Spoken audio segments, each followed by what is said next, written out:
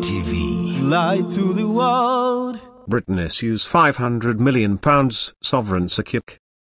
The British government has issued £500 million, $686.85 million, worth of Shariah-compliant sovereign bonds, 7 years since it made history as the first country outside the Muslim world to issue a sovereign sukuk.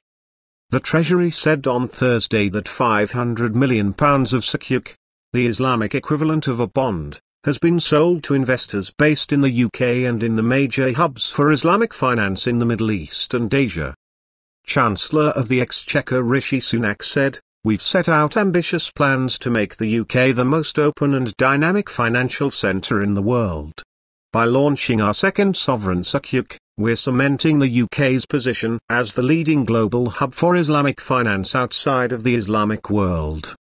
He added, "Strong investor demand for this sukuk meant we achieved a good price for the taxpayer and will help us develop our relationships with Islamic economies around the world." The Treasury said the issuance attracted high-quality global demand, with orders totaling in excess of £625 million.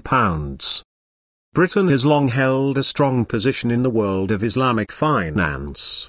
In 2014, it made history as the first country outside the Muslim world to issue a sovereign sukuk, worth £200 million.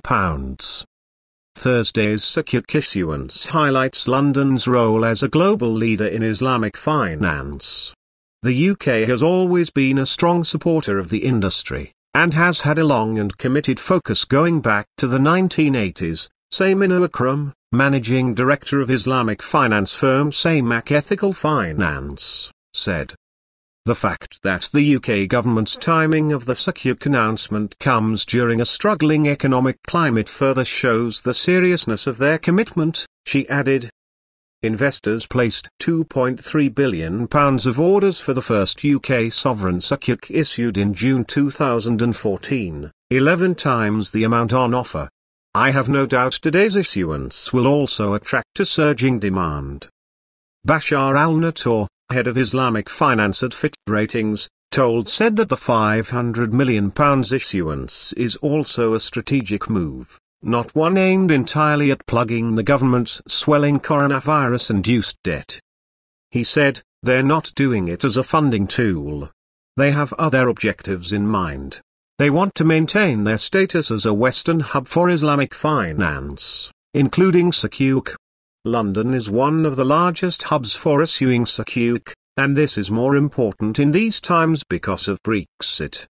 He added, "Other countries, such as Ireland and Luxembourg, are eyeing the status of Islamic finance hub in the Western world. The UK is looking at it from this angle. Competition between these locations is already underway," said al-Nattor.